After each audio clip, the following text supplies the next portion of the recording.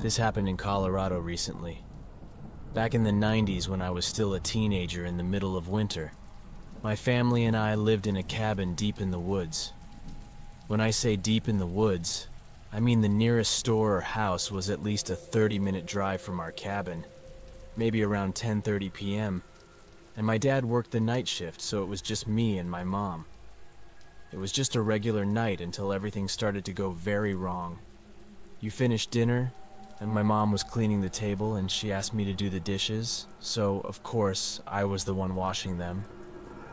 I was waiting for the water to get warm when I noticed a faint light reflecting on my pants through the window, and the lights went out, making it very hard to see. But I could make out what looked like a face, and whoever or whatever it was staring at me. I was really startled, but I wiped the fog off the window with a cloth to try and see better. As I moved the cloth away from the window, there was a very bright light shining at me. I squinted and looked towards it, then looked away for a moment because it was kind of hurting my eyes. Then suddenly the light went out, but I could see whoever was out there staring at me silently from a distance. Then my mom finished putting the rest of the dishes in the sink, and I immediately got out of there. I backed away from the window, and my mom asked me what was wrong, telling her what had just happened, that there was someone outside staring at me, and they were shining a flashlight at our window. At first, she seemed incredulous, but I convinced her that I was serious, and how confused I was as to how she didn't notice the flashlight when whoever it was shining it on me, she must have been facing away or something. According to my mom, I was just joking, so she didn't even bother to look when I felt safe enough to do so. So I walked back to the window and looked out. There was nothing there. They were gone, which made me feel a little relieved. But then suddenly the doorknob started creaking as someone tried to turn the doorknob to open it. My mom screamed, and we both grabbed a small kitchen knife. Then they started pulling the door even harder, and also kicking the door, and it was clear that they were clearly trying to break in. But we were very lucky because my dad showed up just in time. Apparently my dad's boss let him come home from work early that night, and if it weren't for that, I think my mom and I would have died. I'll tell you why in a bit here. Once my dad stopped in the driveway, the man let go of my dad without showing any mercy. My dad actually shot him with his Glock 19 5 times and hit every shot, and the man died within minutes after we were sure he was dead. My dad took all of us to the police station so we could make a report and give them our side of the story. My dad went unpunished and didn't go to jail. There was no problem seeing clearly when the police arrived at the scene that it was an act of self-defense. The man was on our property trying to break in and also had a gun in his pants that he was hiding, along with a very sharp and long 6-inch knife. He also had a stick and handcuffs. I really don't like to think about what his plan was because it really disturbs me. I'm just glad my dad showed up and did what he did before something happened. We eventually moved out of that cabin a few months later to a house that my dad and some of his friends helped build for us. I lived there for about 6 years with them, until I got my own place with my girlfriend out of town. We have our own apartment, and everything has been fine since then. But this is a story I always tell from time to time.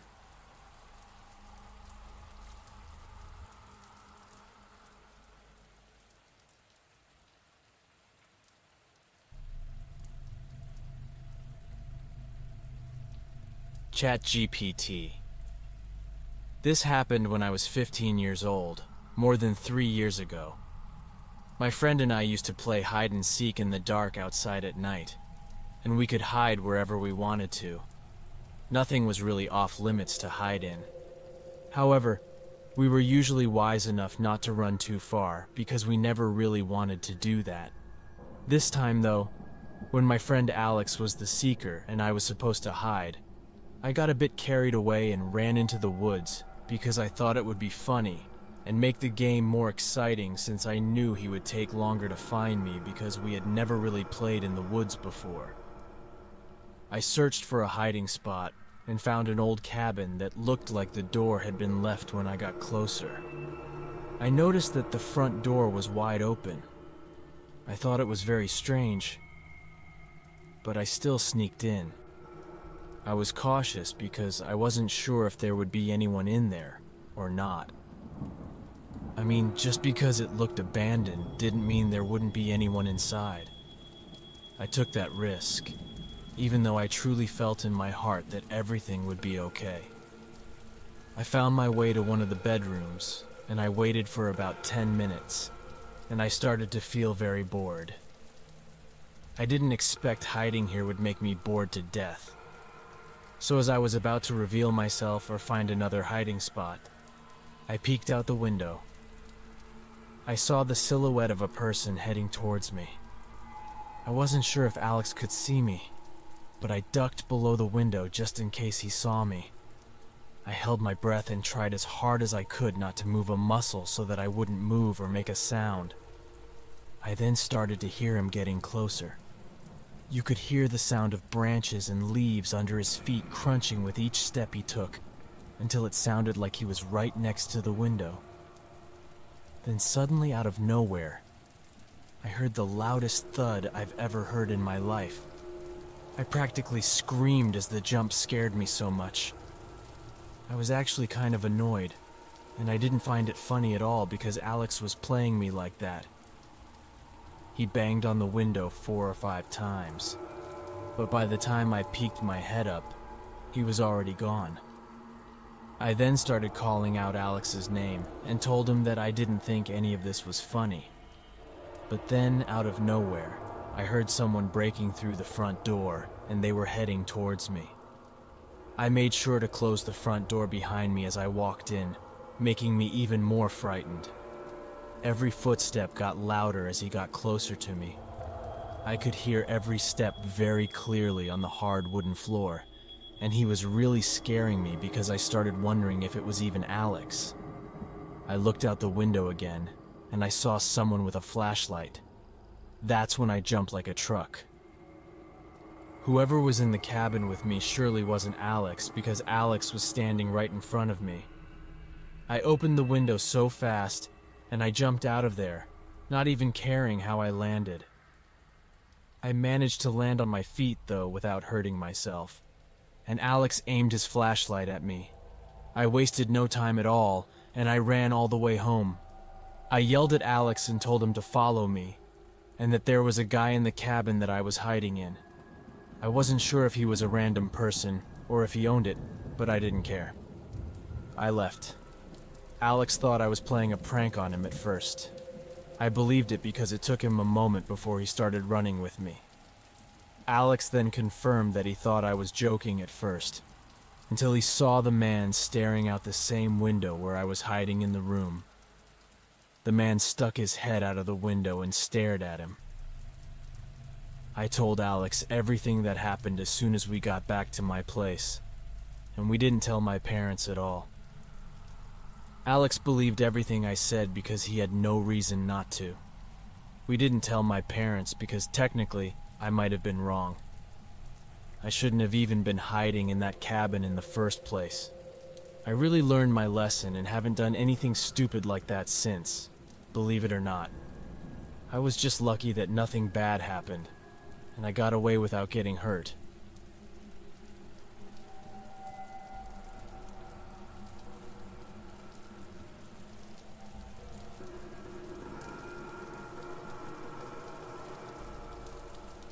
One night, I was out for a late-night stroll, and I stumbled upon a footpath that I never knew existed. I often go for walks, mostly around my neighborhood. Sometimes I like to explore different areas that I've never seen before, a few miles away from my home. There's a nice park nearby that I sometimes visit. Sometimes the park is quite extensive, and I'm sure there are more footpaths than I know of.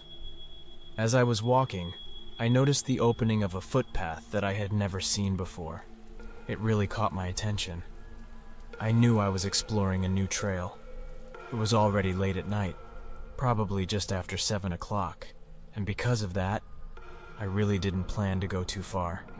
The park has a curfew, and besides, I didn't really want to be in the woods alone late at night. After a while of walking, I veered off the footpath and started exploring a completely new area.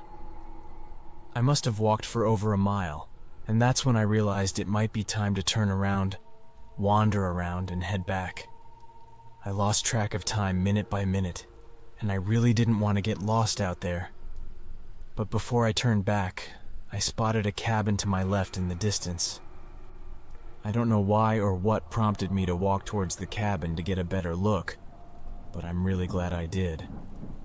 However, this night was the scariest night of my life, and what happened was something straight out of a horror movie. As I approached the cabin, I could feel it. It was darker outside, and in the back of my mind, I was thinking that I should leave, but something inside me was so drawn to that cabin. I started wondering how far I had walked, because I thought I must be on private property by now. The park I'm talking about, it's not a campground or anything, it's just a park. Now I've been to this park since I was a kid. I never knew there was a cabin here. That was the last thing I expected to see at first glance. I didn't know if it was occupied or what had happened to it, because it seemed like it hadn't been maintained for years. I walked around the cabin, while keeping a distance of at least 20 feet to be cautious if there was anyone inside or around the area. Out of nowhere, though, I heard a very loud noise that sounded like someone banging on something. It scared me at first, and I almost ran away, but I decided to take a few steps closer to try and figure out where it was coming from. I walked to the back of the cabin, and I saw a girl about my age in the basement of the cabin banging on the window and screaming for help. I could barely understand what she was saying, but I got the gist of it. I could tell right away that something was very wrong. I immediately ran towards her, and I tried to open the window. But then she looked at me with an even more terrified look in her eyes, and she brought her fingers to her mouth. I quickly realized what she was saying. She was telling me to be quiet. I realized that I wouldn't understand. The window was open, and I also realized that I had to act fast, so I took out my phone to call the police. But I didn't get any service. My heart started pounding because I didn't know what to do. I tried to get as close to the window as possible, and I wrote on my phone in my notes app, and I asked if she was in danger, and she shook her head yes. Then I asked if she knew if there was anyone else in the cabin, or around the property at the time, but she shrugged, implying that she didn't know. I told her that I would get her out of there and to stay calm. I ran to the front of the cabin, and as slowly as possible, I tried to open the front door. Of course, it was locked, but at least I had to try. Then I walked around the entire perimeter of the cabin, and I tried to open every window, but they were all locked too. My heart started beating faster and faster. As time passed, my anxiety peaked because I really didn't know what to do. I ran around the woods and searched for something I could use to break one of the windows. After a few minutes, I found a pretty big rock that I thought would do the job. I ran back to the girl and showed her the rock. I told her to step back so I could try to break the open window. I then threw the rock as hard as I could at the window, and it shattered the glass completely. She immediately jumped, and I grabbed her hand to try to pull her out. But it didn't work because the window was too small for her to fit through. That's when I did something unthinkable. I faced my fear head on. I went to the side of the cabin and smashed one of the main windows with the same rock. I peeked my head in slightly to make sure there was no one in there that I didn't like. I didn't see anyone. I then jumped through the window as fast as I could and grabbed a knife from the kitchen area to be cautious. I then thoroughly investigated every room, and it seemed like there was no one else there. I rushed to the basement and found a girl. Someone trapped there alone in a cage measuring 5 by 8 feet. She was half naked and had many bruises all over her body, as well as old scars and dried blood. and there was a man holding her there, starving her to death and physically, emotionally, and even sexually abusing her. She even told me that the man had forced her to consume illegal drugs like LSD and methamphetamine in unreasonable amounts. Then she looked around the basement, trying to find something I could unlock the door with it being outside the door. I finally found a sledgehammer, and I took it, and I was able to unlock the door with it. I immediately ran to the girl. She was so dehydrated and hungry that she could barely even walk. I brought her upstairs, and I put a pair of shoes on her that I found at the front door, and I helped her put them on. She moved as fast as we could, and we headed straight from my car. We had walked a long way, so it would take quite a while, especially with her limping, and I had to carry her as we walked along the front porch. We heard a car in the distance at this point. The day was starting to darken, and we could hardly see. But Emily, the girl I saved, said that it was likely the man you kidnapped. I didn't want to challenge him or find out for myself, so we kept walking. He's getting closer to us now, and we have to move quickly. Otherwise, he'll see us. We moved as fast as our legs would allow us, remembering the situation, and luckily, he didn't see us. We had long disappeared even before he got to the cabin. I don't know how long it took for him to realize that Emily had escaped, but we managed to never see him again after that. I took Emily to the hospital, and she told the police everything she knew about the man and what happened to her. I sat at the hospital with her for a while, and I'm sure she'll be okay.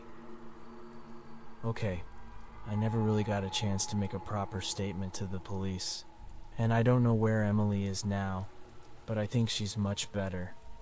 This was over 2 years ago, so hopefully she'll recover from everything that happened to her and find peace. As for me, I still experience nightmares of what I saw that night and what happened. I wish I knew more about its effects and if the man was ever caught, but I didn't do it that week. My husband and I are in the process of moving abroad, and a lot has happened to us. The man could still be out there, doing who knows what.